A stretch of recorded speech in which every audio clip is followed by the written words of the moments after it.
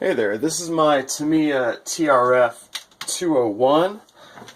I quite like this car. This is a car that got me back into RC. I ran it a whole lot. I took it to both a clay track facility and I had sort of a backyard track. So I saw a lot of dirt, a lot of abuse, and a lot of good memories. But lately it's been just sitting on a shelf, kind of dirty. So I took it down, cleaned it up. I put its race day tires on it so it's looking like it's ready for battle. And I was about to put it back on the shelf, but I realized there is one thing I need to do. The transmission's kind of shot, and the shocks could use some love, and I could probably do to replace some of the main plastics in the kit. But that's not what I wanted to take the time to do. What I wanted to do was make up a new wing for the car. And why would I do that? Why would I take a car that I'm going to shelf again and take the time to trim out and paint up and sticker a new wing? And then why would I make a video about it? Well, my first tip for everyone I want to tell you is replace your wings. Right? When you're running buggy,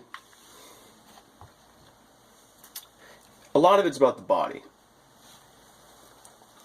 Buggies are defined by their wheel and tire size, and to some extent their track width and length. But after the wheels, what really makes a buggy is a tight fitted, aerodynamic, stable body. The body lets airflow over it, doesn't flap around in the wind, keeps out of the way of damage, maybe at the expense of the shock towers and stuff, but you get an aerodynamic advantage with the buggy body, and you get that sleek look, and you get that classic dune buggy sort of RC car look, that iconic profile. But of course, part of that is the wing off the back, sort of the piece de resistance of the whole buggy look. This is my original body. As you can see, it stayed pretty sleek and nice. But when this car was sitting on the shelf, not only was it a little dirtier, but it had this sort of nasty, beat, well-used wing. Now, this is the second or third even wing that has been on this buggy before. As you can see, it's been repaired to some extent. I use shoe goo and drywall reinforcement from the hardware store for that to keep this thing together and keep it somewhat functional. But really, that's not cool. You got to replace your wing after a while. The original wing on this would have been completely torn to shreds and twisted to bits.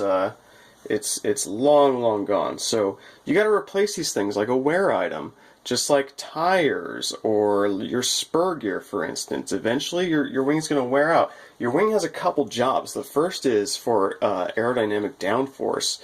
The sort of scoop shape of the wing produces downforce. I could talk about this in greater detail of how the downforce is actually produced in a later video if you guys want.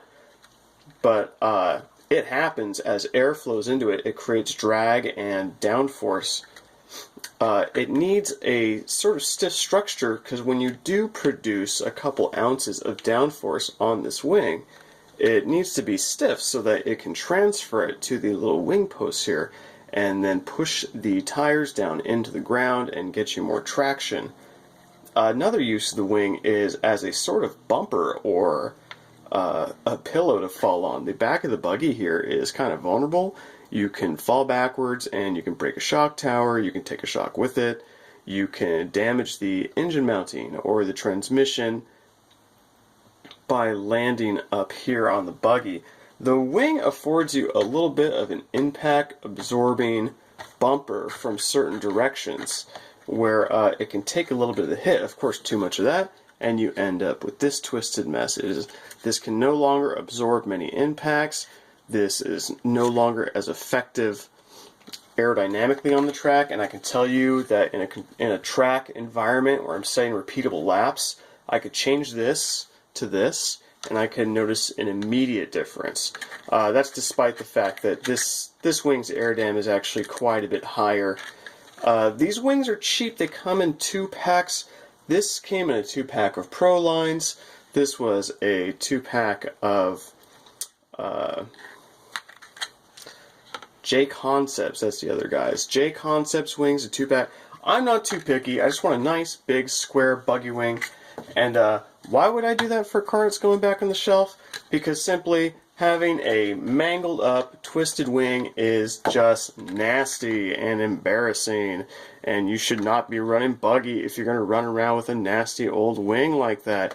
If you're going to go with no wing, you're dead to me, man. You should be running a truck or some other like nasty, ugly stuff for bashers. Buggies are about precision, about fly looks, and you should have that wing on there nice and straight. So despite the fact that this buggy actually needs some serious mechanical work, and that it's just going to go straight to the shelf and hang out, I couldn't stand putting it up there with a nasty, messed up wing.